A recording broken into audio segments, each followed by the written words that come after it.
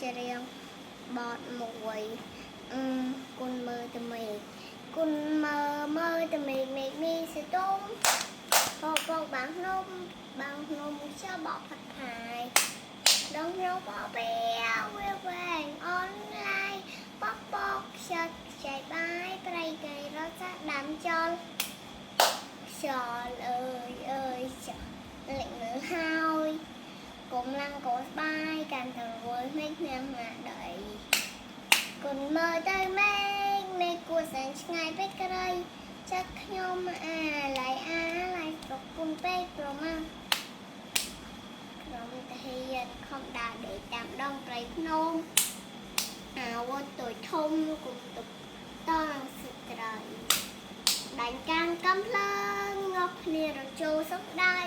តកខ្មាំងអីលើត្រីចៃតែយើងដល់ដាំយកចៃនេះបានមកពីទឹកចិត្តហាងខ្លាបីដូចចិត្តខ្លាសត្វខ្លាស្វែងរកចំណៃបបបានជុំហើយស្លាប់រួយយើងគុំកាត់អីធ្វើឲ្យបាយនេះបីណៃរាជាណាចក្រកម្ពុជាជារៀបលាយាយតាមពូមីង